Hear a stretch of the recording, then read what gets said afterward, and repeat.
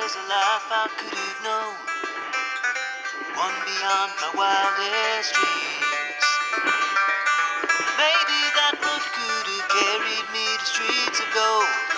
Things aren't always as they seem. Looking back on all the chances that I missed, some I held, some slipped away. One street over where my memories exist, I wondered what would change, I really couldn't say. In this life there's nothing certain, except the curtain that rises to the stage. Silly games of second guessing, I just forget the lessons that I couldn't learn. Because one street over there's a life I could have known, that would have kept me from the one I had today.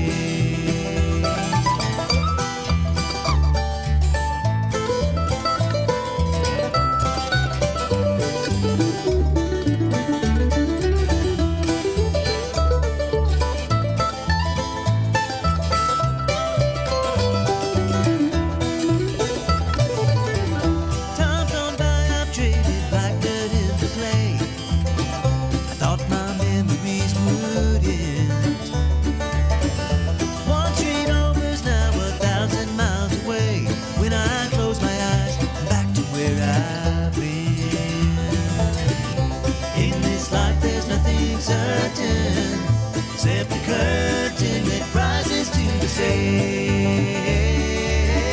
Silly games of second guessing, I just forget the lessons that I couldn't learn. Because one street over there's a life I could have known, that would have kept me from the one I had today.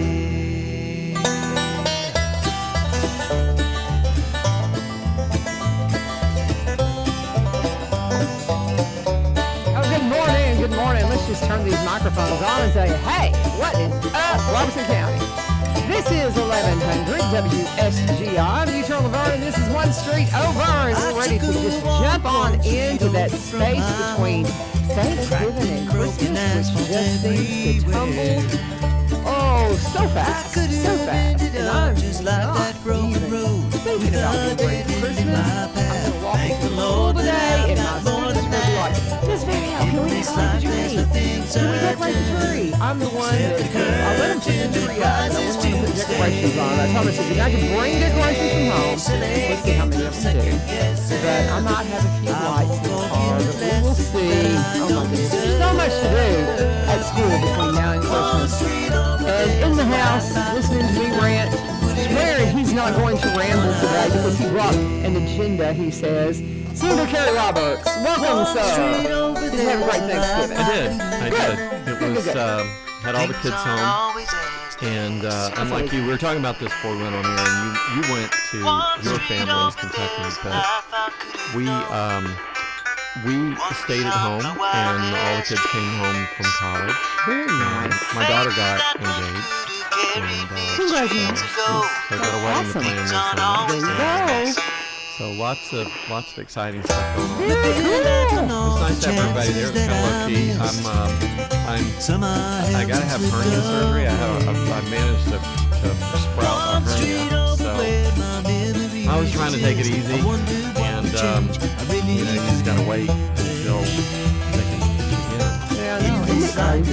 Used to be, I don't know. I think that it depends on the urgency of it, because now I can see whenever my husband, when they realized that he had the bad hip surgery and they realized that he had collapsed, they had him in surgery the next day.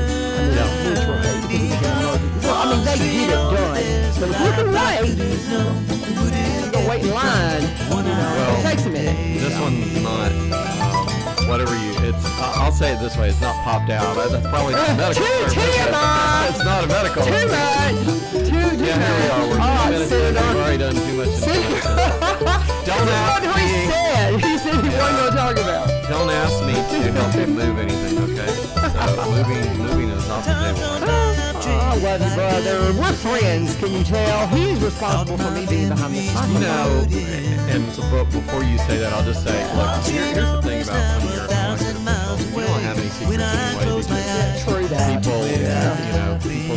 given up. I've given up on trying to maintain any sense of personal dignity. People are going to find out anyway.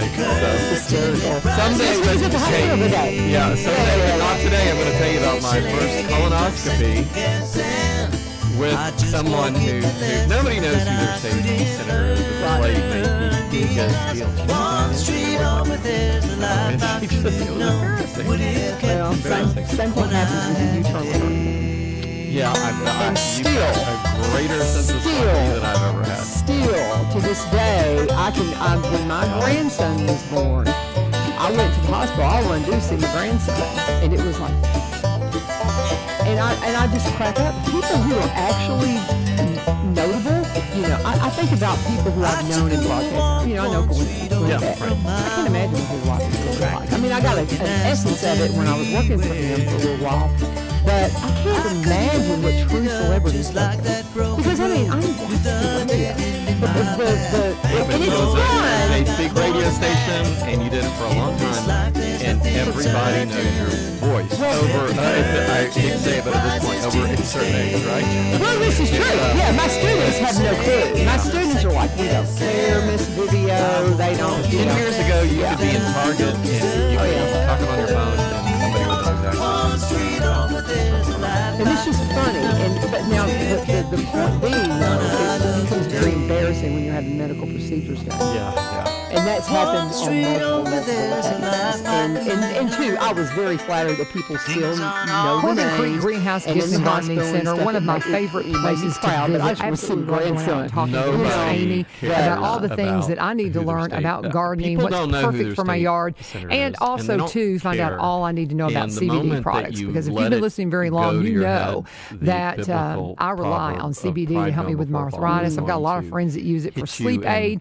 It and is hit an you hard. amazing product, Maybe and if you you're a can go to United Corbin States Creek and get senator or Robertson your County governor or something CBD. like I that, cannot people say know and enough people care, about but what people they offer don't with their tend to CBD know products. and But of care course, who they're their the place to state get something senator or beautiful state for your yard, representative beautiful is. for your Yeah, garden, and and the even best place in to the check out United everything States that's going on is go to their Congress, I Facebook talk page. about John Corbin Rose Creek and on what a Facebook will friendship tell we- you I think the all world the of him, time even though if he they ran have some against kind of Trump. special going on, if they've got a special event going on. It's a great place to check in if you want to know more about Corbin Creek and just watch some of their beautiful videos, see all the beautiful pictures, and you're going to want to stop by soon. They're at 4920 Highway 161, 4920 Highway 161. If you have questions, give them a call, 615-384-3185, 615-384-3185, but always tell them And U-Turn sent you. and he's former veteran. He's a veteran. I mean, so he's lived it. He's been he went in the military, and so he has got such an interesting background. He brings a lot to the table for those students. I think he's just perfect for what he's doing, and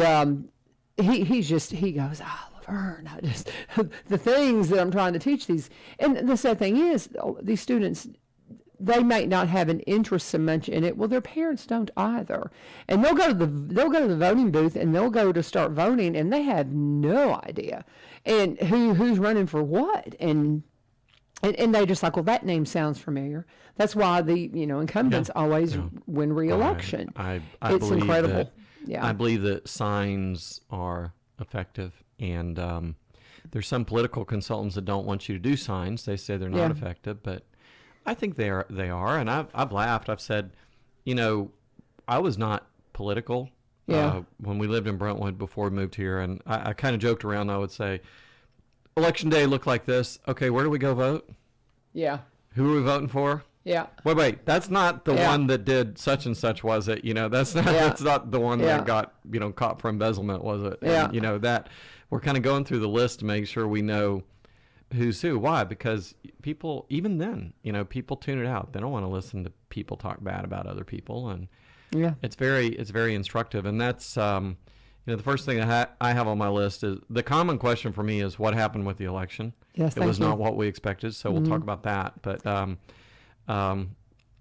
in fact, we can talk about that right now if you want. I tell you what, let's do that, because if we don't, we're going to go down a rabbit hole, and it'll be 25 after, and we've not really gotten any good content. So go. Senator Kerry Roberts is in the House. This is your state senator. He is he serves up at the Capitol, and your session's kind of when's your session? January. In January, and you'll go until End of April. Okay. 1st of May. So he is part-time. Yeah. Part-time. They do not pay them hardly anything. Quite frankly, I'm kind of like, are you sure you want to keep doing this? It's not very, not very lucrative. Hey, at $4 a gallon, I spend more money on gas probably than I do what I get. I'm serious. It's crazy. But nonetheless, it's a tough job, and he's doing it very, very well, and he knows his stuff. So, yes, sir. What happened with the election? So a lot of people were expecting a red wave, and then when it didn't happen, they were just really, really deflated. But as with a lot of things, you sort of have to peel back the layers and ask yourself, well, what exactly happened that prevented this from being what we thought it would be? Well, let me start with John Maxwell's famous quote: "Everything rises and falls with leadership." And so let me start by saying that from a Republican side of things, there needs to be a lot of soul searching about who's in charge and who did what. And Mitch McConnell's Miss Kentuckian, Mitch McConnell's I'm not a fan. Comment that when they said what's their agenda, and he just said Joe Biden, because he basically said there's That's it. He just said there's a fool in the White House, and people are smart enough to know that, and that's not a strategy. That's kind of like the That's old, just name calling. Well, it is. And It's it's kind of like hope is not a strategy. So Newt Gingrich and several others were almost pleading for tell people what you're going to do, and because they just said like they did. right, yeah. They said, this is an opportunity for a generational change, kind of like what happened to Tennessee 10 years ago when, people ask about Tennessee. There are 27 out of 33 state senators are Republican. And then in the House, it's 75 out of 99. That is a generational change, And, and that opportunity might have existed here, but it didn't happen. So why did it not happen? There are two things that are really, really important. Number one is, and you got to give the Democrats a hand here, okay? Number one was, and look, for anyone that wants to turn this into a conversation about voting machines and voter fraud and all this other kind of stuff, there is cheating in every single election, but that's not what caused the problem here, okay? And I won't say that there is not a race here or there that was decided because of people cheating. I'm sure there was. But as far as the big picture, this was not about cheating. This was about getting outmaneuvered. So here's what the Democrats did. Number one is they put money behind Republican candidates that wouldn't do well in a general election. So if you stop and think about it, if you're in a primary race, your primary voters, your conservative voters or your liberal voters want to elect a candidate who represents their liberal or conservative values. So the Democrats targeted several Republican candidates that they thought were basically crazy, and they put millions of dollars into them to defeat someone who was either an incumbent or somebody who could have won a general election. So they basically, the Democrats put their, and this is all public record, you can't, someone who doesn't, if you're a Democrat and you don't want to believe what I'm telling you, just look at the financial filings. You've got all these things have to be, it's there. These PACs, you don't always know where their money comes from, but you know how their money's spent. And the bottom line is their money was spent on Republican candidates that they thought were crazy, that would get whooped in a general election. And that happened in several instances, a handful of instances. The other thing that happened was the Democrats targeted the toss-up races.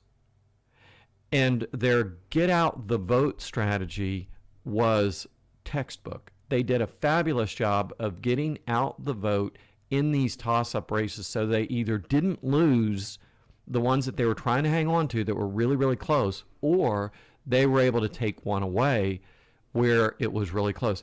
They didn't worry about coming to Tennessee.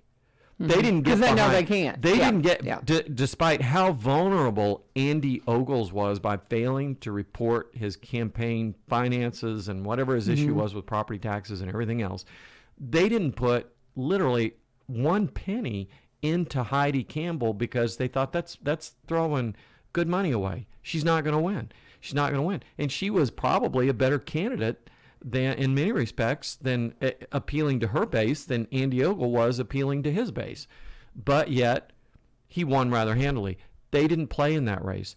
They instead focused on the races where they thought they could either defend a seat or win a seat. And so they were very, very narrow in how they spent their money.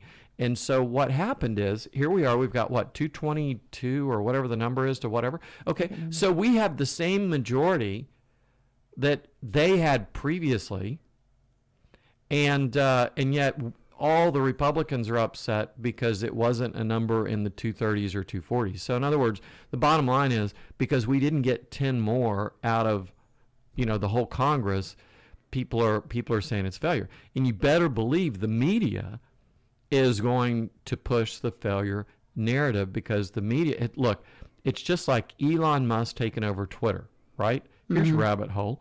Your rabbit hole is not a single liberal was ever banned from Twitter, period. He's flat out said it. And all the suppression on the Hunter Biden laptop story, which now even the major media outlets are retracting, he's saying, I'm going to release it all so people can see the internal discussions. That'll be pretty interesting. So, it will. Yeah. So, I mean, the guy is, I don't really know what I think of him, but I love the fact that he's being a disruptor right now. Yeah. Because if I'm sick and tired of anything, it's the media pretending that they're impartial. Yes. That's ridiculous. Just come out and admit it. And, CNN does, but some others still try to pretend that they're not trying to hurt, conservatives. And I love the fact that he's kind of exposing that. So anyway, what does this mean? The Senate, we underperformed in the Senate, clearly. I don't know if we underperformed in the House or if just expectations were unreasonable. But the other thing that the Democrats did extremely well is they got the vote out from voting age to, say, late 20s. They did extraordinarily well, and the driver of that was the Roe versus Wade and transgenderism, gay marriage, and all the really, really far left social issues. Okay, why are kids on college campuses passionate about those issues, and 30 to 40 isn't, 40 to 50 isn't, 50 to 60 isn't, 60 to 70 isn't? Why is it they're so passionate about that? Have you been on a college campus lately? No, but I am in a high school classroom, and you do hear some of those things. Tennessee Tech, the last place in the world you expect to have a drag show with kids present. Yeah. And so you've got kids on college campuses who defend drag shows in front of children. They push a message of let's teach people to be sex positive. They will not take a stand against someone of legal age being with someone who's not of legal age. And that's a great, if you want to test someone's ideology, ask them how they feel about a 22-year-old man and a 15-year-old boy. All right? I'm not kidding you, okay? Now they want to see a school teacher go to jail. If you have a 24-year-old school teacher who is a man or a woman who has had a relationship with a 17-year-old opposite sex, they want to see him go to jail. I mean, and that's the thing. I hear that in the news, and I honestly, I have to turn. That's why I have to turn it off. It's disgusting. I can't listen to it. I can't even begin to understand it. But now your original question was, so why? So that's why are they defending it? Because they're on a college campus, and that's the only reason. Okay, are they just because they're trying to fit in? Yeah. Do you remember my the one thing that I got national media attention for was saying that we ought to just end higher education, which was hyperbole, obviously. Yes. But why did I say that? Why I said that was this is a hotbed of liberalism where we're pushing aside teaching people how to be accountants or English teachers or marketing majors or whatever, and we've got to teach them all these social issues, and some of this stuff is cultish in nature. I refer back to Abigail Schreier's incredible book on transgenderism, the craze that's seducing our young women.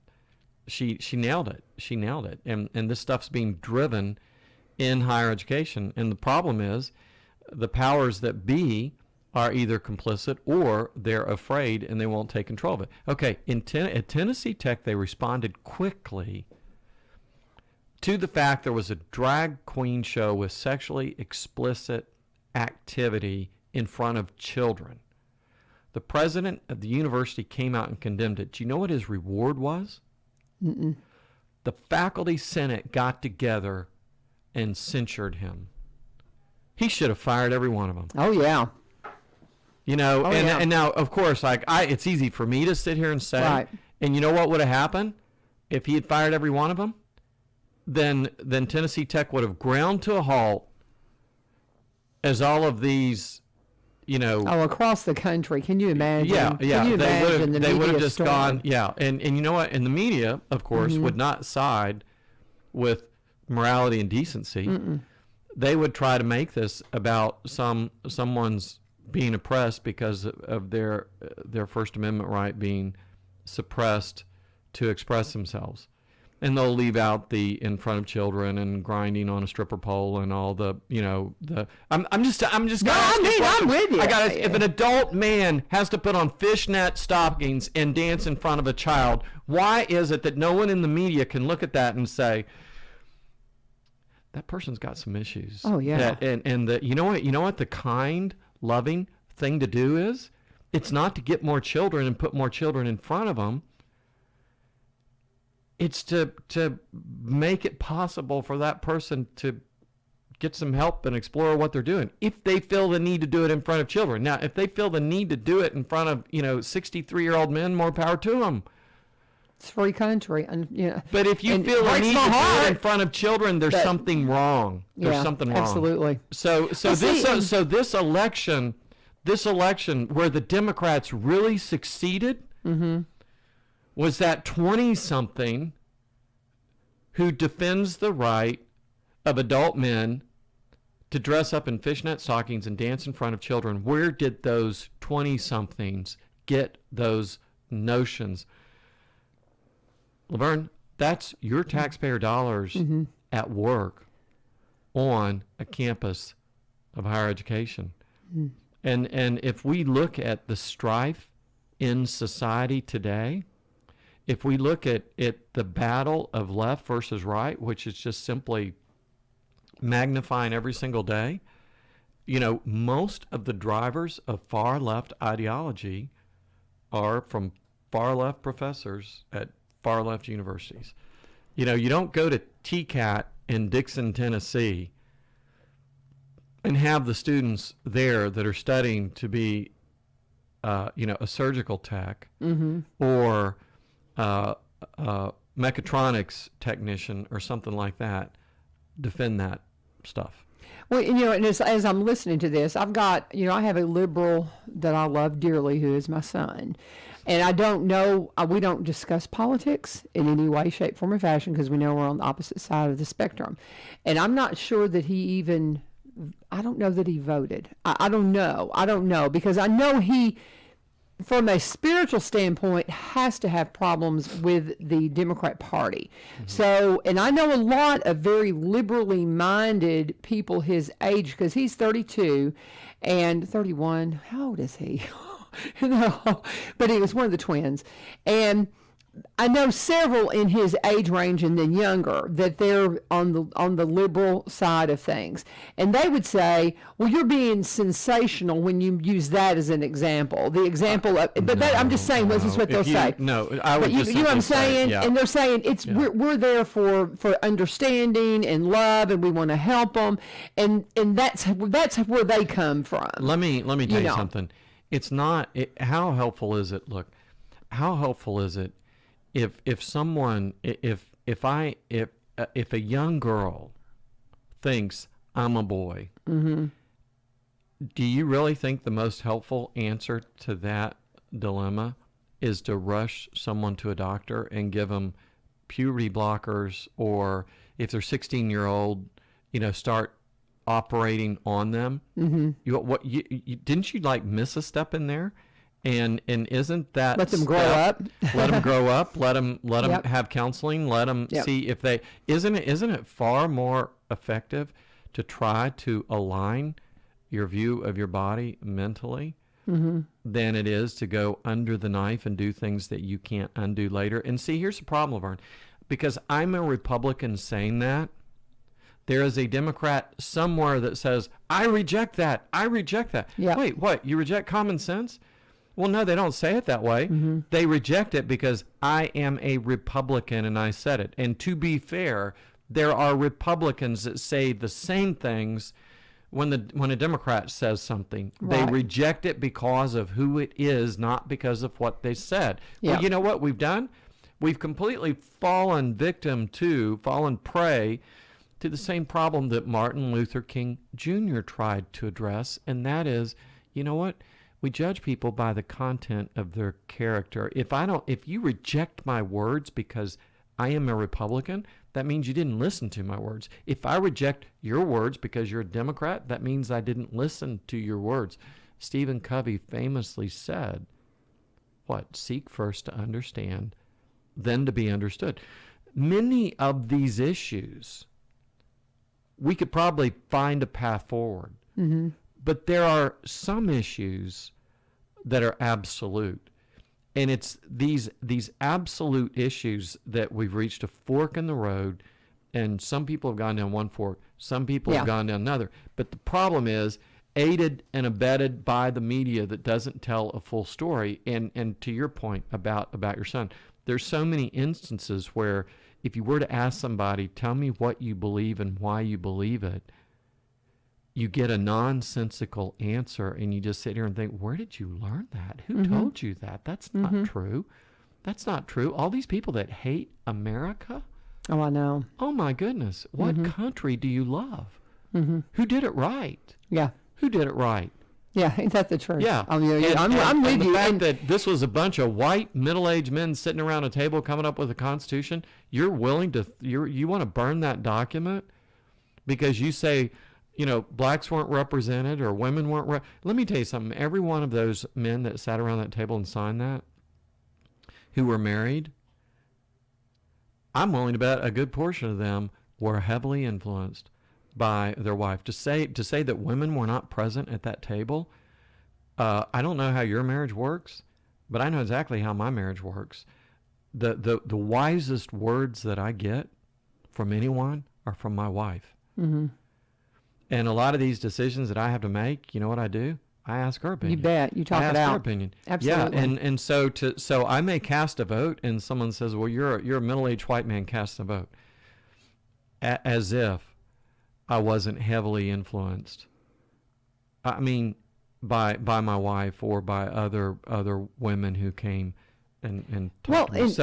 Go ahead. So that's what happened in 2022. To wrap it up, Right. Okay. The question is, what's going to happen in 2024? Right. And Joe Biden's going to run again. That's not going to work well for the Democrats. Probably between now and then they're going to try and push him out. You and really find think somebody he's else. going to run again? Yeah, I think he thinks he's going to run again, but I don't think the How old Democrats. is he? Well, I what? just can't Hey, even let me tell you imagine something. him Let me running tell you- for another term. Let me tell you something. You know who Don Finto is, right? Mm-hmm. Okay. Well, he's 92. All right. Okay. And he's traveling the world and leading tours and I don't know at what Yeah. point in time. At 92, he's going I to start guess- slowing down at some point. Yeah. But that's not age. Age is not the issue. It's the total nonsense. True. And the lack of direction and the disaster. I mean, draining our oil reserves and all these economic decisions that are killing people at home. What did Thanksgiving cost this year? Oh, just ridiculous. And anybody who is thinking about buying a house right now, what's your yeah. mortgage now, right? Anyone who's in the middle of construction, what's your interest on your construction loan now? So all of these things, I don't think he'll be the Democratic nominee. Of course, all the fireworks are going to be on the Republican side. Is it going to be Trump? Is it going to be DeSantis? Is it going to be someone else? And I would. I don't know. I mean, I'm not going to make a prediction, but I think if it is Donald Trump, I think this is probably asking for a lot, but I hope he'll change the way he does things, because I think if he doesn't, he won't get reelected. He won't. He won't get elected. No, he won't. I mean, I think Trump does have the ability to sort of reinvent himself at times. I mean, we saw that. Well, he's going to have in to. the previous when he won, and I think Dinesh D'Souza or someone had three pieces of advice for Donald Trump. Number one, get better advisors. Number two, because his advisors are not loyal to him. They jump on his. I mean, horrible. yeah. And then the second one, and they don't give him good advice. The second one is, I think, was put somebody in charge of your social media who has a filter. And then I think the third one was, don't save your attacks for the enemy. Know the enemy and save your attacks for the enemy. And frankly, the enemy of America right now, it's not liberals, it's not Democrats, it's not people on the other side of the idea.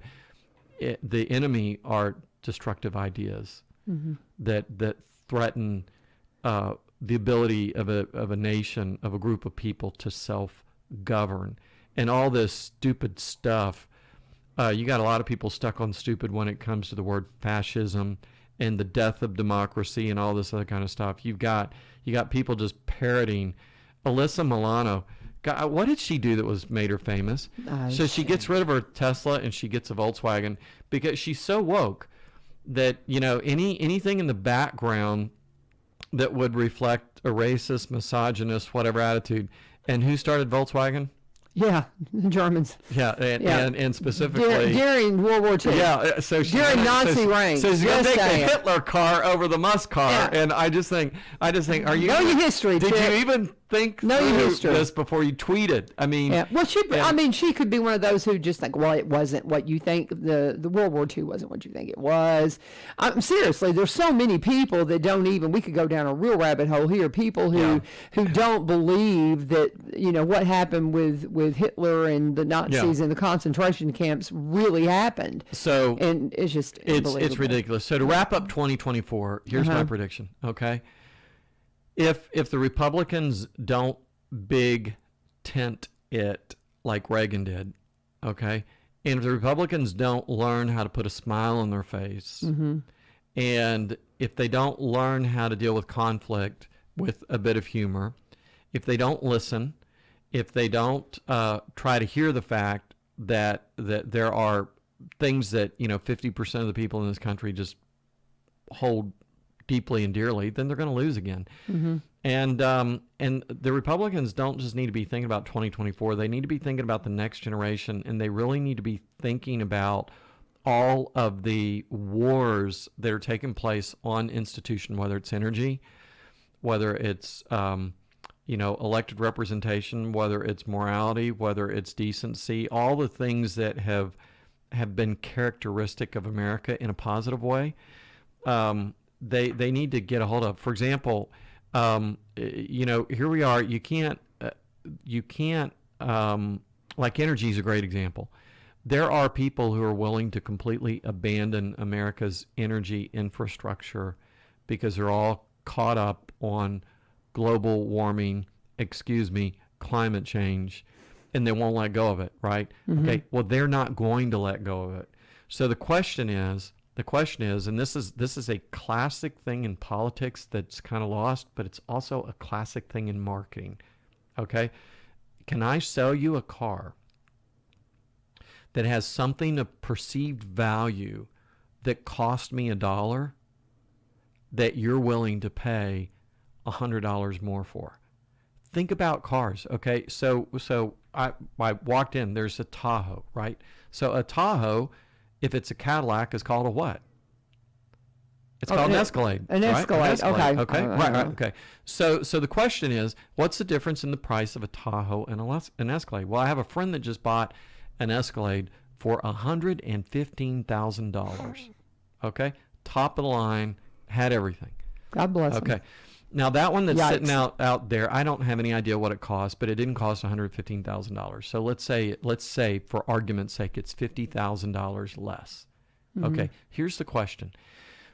Did General Motors spend $50,000 more making an Escalade, and that's why I say the price goes up from, $70,000 to $120,000? No. Okay, what did they do? That's marketing. Where you make it's marketing. Where you make your money is in marketing. So they spend $10,000-$15,000 more, and they can sell it for $50,000 or whatever that number is. I don't have any idea. So the political equivalent of that is this: you give somebody something that they think they want that doesn't really cost you anything.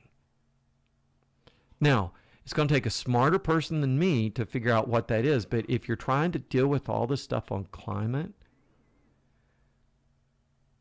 that's what you got to think about.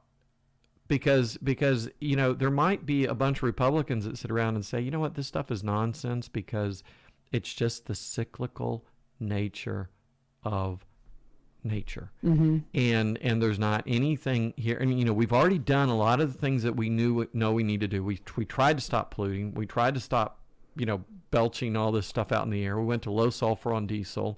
We've done all these things. China isn't doing squat. And China's polluting the world, but here in America, it's this is another thing that bothers me. In America, things are relatively clean.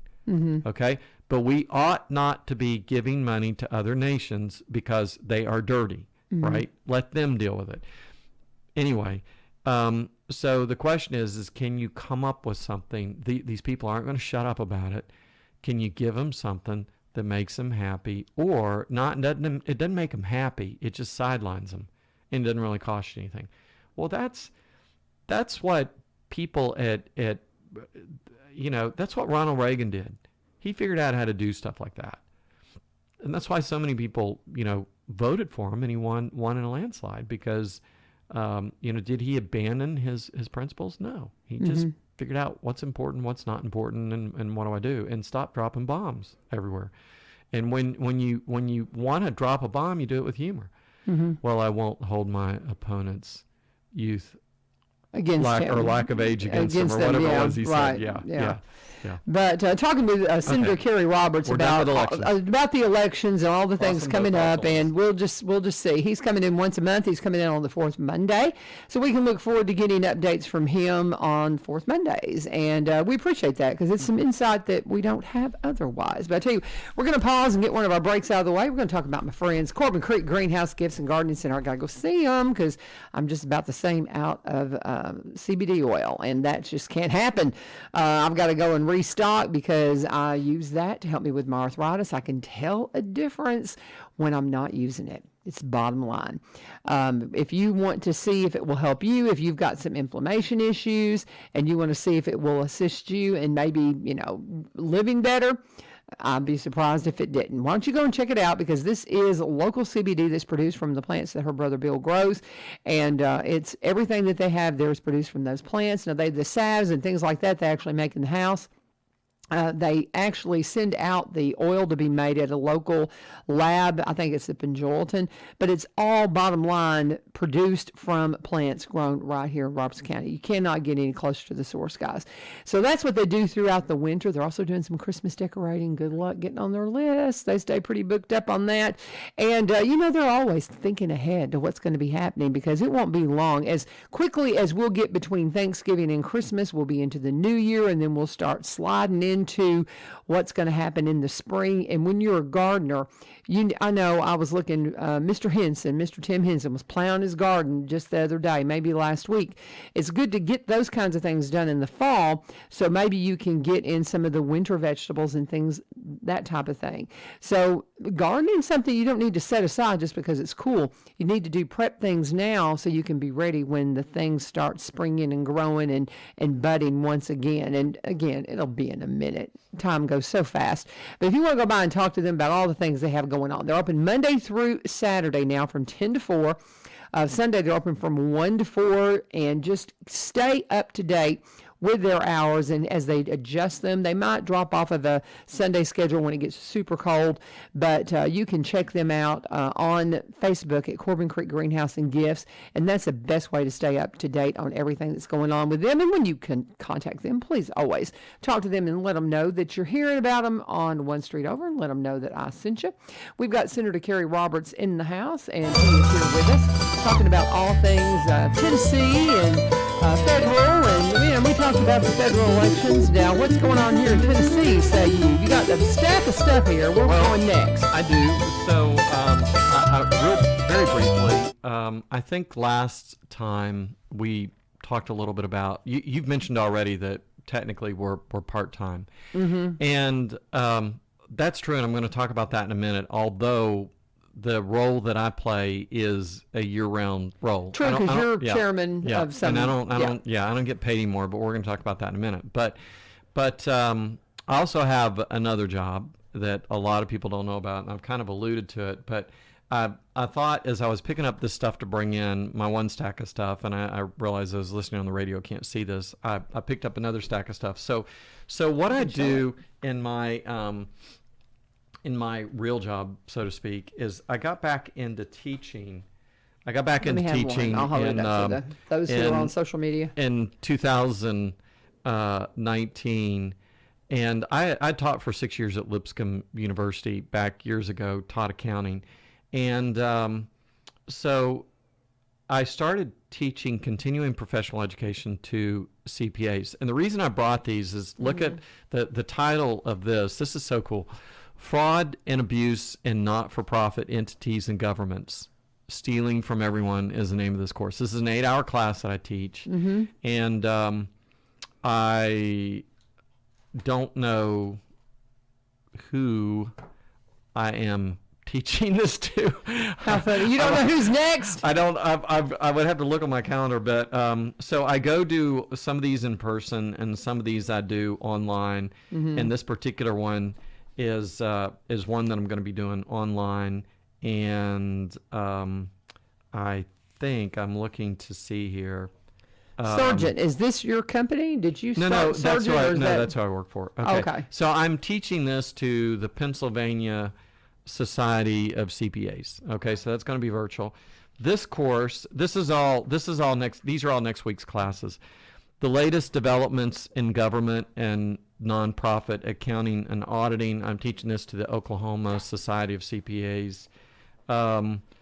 Preparing not-for-profit financial statements. I'm teaching this to who? Pennsylvania. And then I've got 2 classes here. One is Understanding and Testing Control and Compliance in a Single Audit, and then the most critical challenges in not-for-profit accounting today, and I'm teaching those for Tennessee Society of CPAs. So I'll be doing all 4 days of teaching next week, not this week, that I'm doing for CPAs. And on all these, I'm not doing them in person. I'll be literally sitting in front of my laptop doing a webinar. And so they contract with Surgeon, who supplies this, and then they contract with me. And the reason why I bring all that up is this, is that the role that I have in state government is that I'm chairman of what's called the Government Operations Committee. And so you can see I've got what's called a performance audit report here for the Department of Intellectual and Developmental Disabilities. I've got a performance audit for the Tennessee State Veterans Homes Board, because we do veterans homes in Tennessee. I've got the Department of Commerce and Insurance, and I've got the Financial and Compliance Audit for Tennessee State University. So these are the 4 that are on my list for this week. So the way this works is this. All of these entities that I just mentioned, the 4 that I just mentioned, in addition to about 260 others, are not only all created by the Tennessee General Assembly. So your representative, Dr. Kumar, myself, your senator, and all the others vote to create these entities. And in many instances, they have a board that governs or guides them. So, for example, Tennessee State University has a board of trustees. Mm-hmm.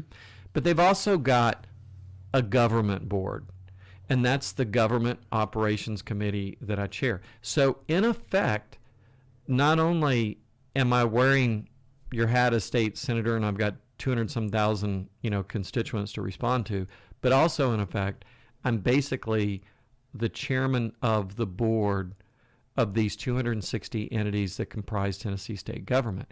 And what we're charged with doing is the state auditors go in and audit these people according to the very standards that I'm teaching as a CPA. Do you see how cool that is? I think I have exactly. Yes, and so my love of teaching. So instead of teaching on the undergraduate level like I did before, I'm now teaching CPAs. Yeah, and a lot of the content of what I teach them are the standards that they use when they go in and audit their state government or their county government or their city government. So this work product that our state auditors, do, this is kind of the language, so to speak, that I speak, right? Right. And so the other senators and the other representatives are kind of looking at me and saying, hey, this is your world. You're the one who's a CPA. And so we are expecting you to read these things in great detail. And if there's something that you see wrong in this, we need you to tell us because, someone might say, I'm a doctor or I'm a pharmacist or I'm an insurance agent or I'm a mortgage lender, and I don't really, these audit reports aren't really my cup of tea. And so so we have hearings when these things come out from the comptroller's office. We have hearings. They have what are called findings. So, for example, the Department of Commerce and Insurance, this is a beautiful thing. It's got the magic words, this audit report contains no findings. All right. Now, this is all public record, so I'm not telling anybody anything new. But when we look at, unless that was under embargo, I don't know. I'm just looking at the date on that. That may not be public yet. But that's good. They didn't have any findings. But then when you look at some of the other ones and you can see that fundamentally they're not even reconciling their bank accounts. Mm-hmm. Or some crazy thing like that. Right. Then, or they don't have a system of internal control. Well, you know what?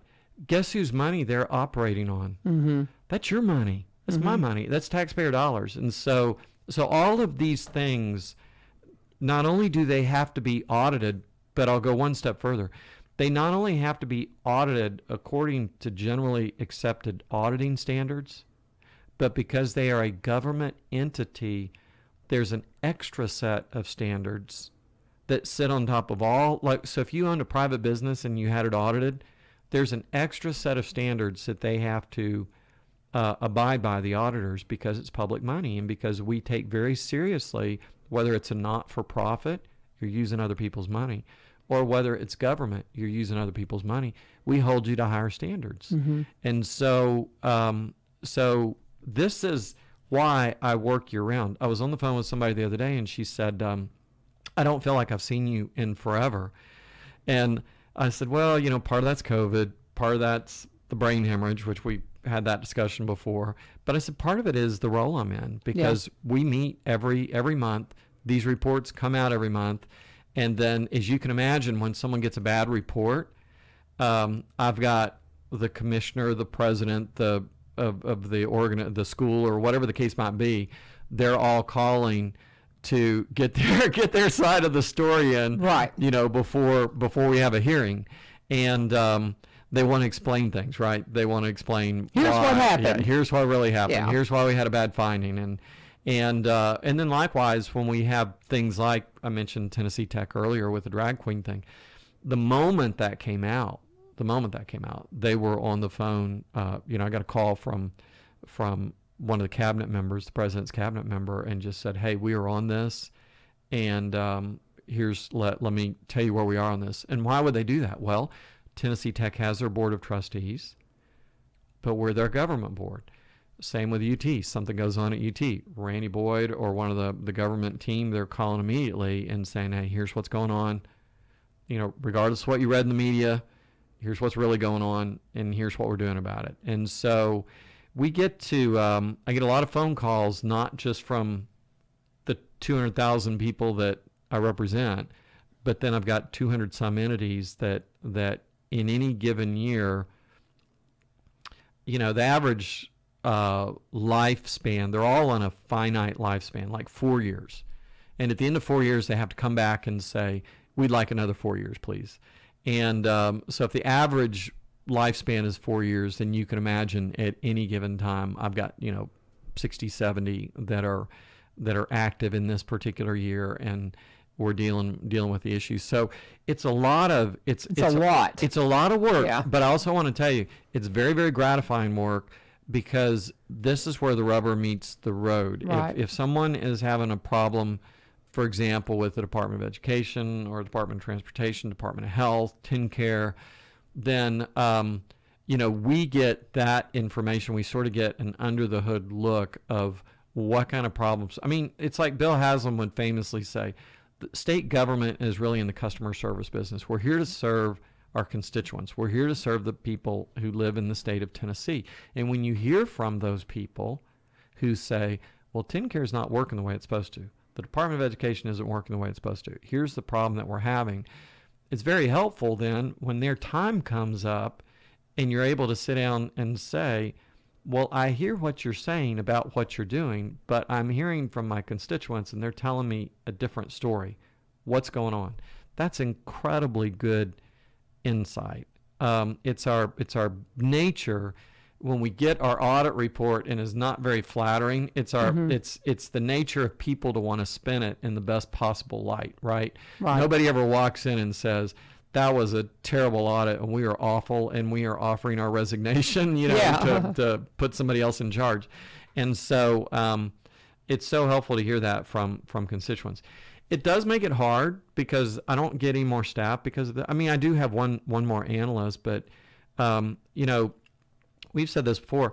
A House member represents about 70,000 people, and a senator represents 3 times as much, yet we have the same staff, same size office, same everything. And if you're a chairman, you do get a different office and you do get an extra staff person, but it's real hard to keep up with. We also, one of the common misconceptions is we don't have a state expense account. And, I run into this all the time, especially this time of year. People want donations for things, and it's kind of like, well, can't you get the state to pay for that? No, I can't. No. And joining things. It's not, if you made a list of everybody that wants, their elected official to join something, it's far beyond. The obvious ones are they want you to join, like a chamber or Rotary or, Kiwanis or something like that. But there are more organizations that want you to join. There's veterans groups, there's hunting groups, there's special interest groups. There are more people than you can shake a stick at that meet once a month, once a week.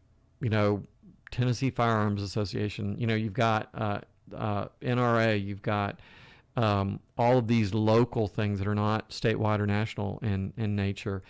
And everybody's like, well, it's only $25. And it's like, it's like again and again and again and again and again. But they assume though that I can get it from the state, and I can't. Yeah.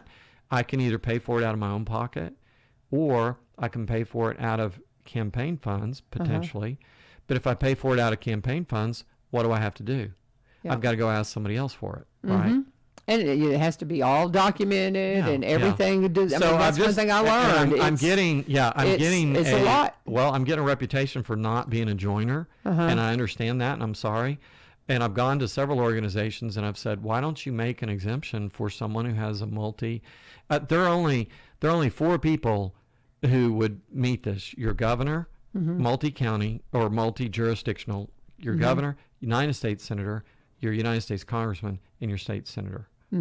And so I've asked some people, would you make an exception and you'd only be exempting 4 people. And they're like, well, the governor's not a member anyway, and nor is Marsha Blackburn or Bill Haggerty or my congressman. So yeah, I'll do that. So quite a few have just said, yeah, it's fine. Don't worry about it. So I don't know what that means. I don't know if that means I'm a member or I just stay on the mailing list or what. I'm still invited to things, but they it's a little bit different. So that's been really helpful. And it's still kind of fuzzy. I haven't really, I don't really have a policy on that per se. It's just that there are a lot of things like that people don't really think about, but it is super easy for people to get mad at you because you didn't come to something or you didn't join something. And I'm just sitting here saying, hey, you know what? There's only so much you can do, and you can run yourself into the ground, and you can be stressed out all the time. Your blood pressure can go up, and you can have brain hemorrhage or whatever that leads to. Or you can just say, you know what? I got elected to do something, and it wasn't to go eat barbecue, and it was to put my hat on, go to work, and do something good for the people of the state of Tennessee. And I'll do that as long as they'll have me. And if somebody else wants a job and they can, convince people that they can do a better job, then that's let the voters decide. That's what elections are for. That's exactly what they're for. So I say all of that to say, someone had said they hadn't seen me, and I just thought, well, it's not because I'm sitting at home twiddling my thumbs. Yeah. He's my friend, and I can attest to that. And it's one of those things is I had that political bug bite me, and now as I'm, listening to you, I'm like, I'm so glad I didn't get elected. Just to be trying to do all this with the staff that you have on your own, this committee. Yeah. I heard you unpack this when you first got appointed to it, and I was like, are you kidding me? It's a lot of work. It's a lot. A whole lot of work. And you were so excited about it. Yeah, and that's and again, that's in your wheelhouse because of your accounting background, and you've taught it. And so that's what fires you up. For me, it just makes my eyes glaze But this was over. the turning point. This was the turning point. In other words, this was before when people, they just hadn't noticed yet. But what changed in the way I was doing things was I went from going to everything, whether I was invited or not, to only going to where I was invited or there was a purpose. So, for example, like I might go meet with the county mayor in Hickman County, specifically over a water issue. And some of these state or some of these county and city governments, they don't really need me because they know how to navigate, or they know the people. They know who to call. And then sometimes they don't, and they call us and they say, we need your help. And so so it's more responsive than it is proactive. It's more reactive. I'm going to where I'm needed. I'm going to where I'm invited. So consequently, what I'm not doing is I'm frequently not going to just somebody has a barbecue. And that the turning point for that was when I became chairman of government operations, because that's when the demands on my time changed dramatically. Right. And then, but this was prior to COVID and, prior to my brain hemorrhage. And so people probably didn't notice it as much until, and then COVID, nobody did anything, right? Sure. And so a lot of times when people say, well, I haven't seen you in a while, what they're really saying is, wow, aren't we glad this crazy world is different now and we're back doing things because we, frankly. And they're like, come on, get back out. And it's like, well, it's not that I've not been back out. Even before COVID, I was locked down with all this stuff with the chairman of this committee, and I'm still locked down. And we got 3 minutes, and I've still got to do it. And I'm just going to say, so next time that we're together, we're going to talk about the legislative session. And some of the bills that by then I'll have a pretty good idea of what bills are happening. But I got to go downtown, and I got to have meetings about all this stuff today. Yeah. So I'm going to let you do your commercial. Okay. And since it's 3 till, I'm going to quietly move out. But next month we'll be talking about all the bills that are going to be that I know are going to be filed and that we're going to work on for the upcoming session. Sounds great. And if we have any questions, I'll send them to you in a text so you got a heads up. How about that? Happy to answer always. Thank you, brother. I love you, and happy Thanksgiving, Merry Christmas. It will be Christmas between now and the time I see you. Before you know it. Yeah, Merry Christmas and congratulations to you, girl, on the pending wedding. And we're excited. Wonderful. She met this guy at Harding. He is a wonderful guy, and he's from near Springfield, Missouri. Nice. And so we like him a lot, and we're Do you think they'll locate here or there? Yeah, or who knows? Yeah, I think you think they'll locate here? Because you just never know when they meet these folks from other towns. Well, I brought mine down from Michigan. we just said, look, we'll support whatever you do, but they said no. We want to be here. He likes it here, and so does she. Nice, congratulations! I know you're excited. Well, God bless you, and say hi to the family. Senator Kerry Roberts, always love having him in here. So I tell my husband, I said I got an easy day tomorrow. Senator Roberts is coming in, so all I got to do is just introduce him and just let him go. Thank you, sir. Bye-bye. And we're going to go out with Barry and Rebecca Richards with the Exit Realty Garden Gate team, my friends in real estate. Awesome, folks. If you've got questions, Kerry touched on this a little bit about what's happening with the market right now in regards to the interest rates, because just a year ago, you could buy a house half the interest. It's incredible, and what that does to your loan. It changes the amount of home you can buy. It changes everything. It truly changes everything. So do you have questions? Or are you just now thinking about buying something and you're wondering what you should do? You need to sit down and talk to a good real estate agent. Barry and Rebecca Richards with the Exit Realty Garden Gate team. They're a great couple to work with. I always call them a team, and Barry's like, well, we actually work independently of each other, but in the team aspect, they're husband and wife, and so they help each other with whatever's going on. He's the marketer. He was a vice president of a marketing company for 17 years. He's an expert, a media marketing company. So he's an expert at making sure that your property is out there and people are going to see it. And when they're flipping through the listings, that one's going to pop because it's had great photography. Maybe it's got a walkthrough tour that he does, or even some drone footage that will make it pop off the page, and people will give your place another look. Rebecca's been at this a long time, one of the first in the area to be a seniors real estate specialist, so she knows how to cross those T's and dot those I's. They specialize in Robertson County properties, but they also buy and sell in the surrounding counties and across the state line, like in Kentucky.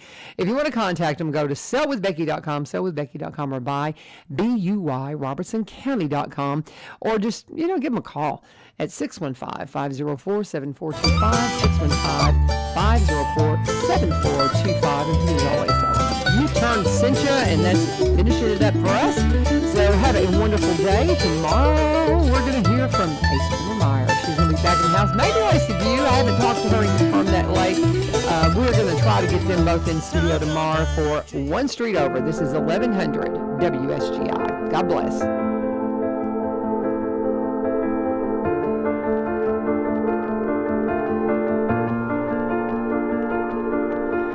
I keep fighting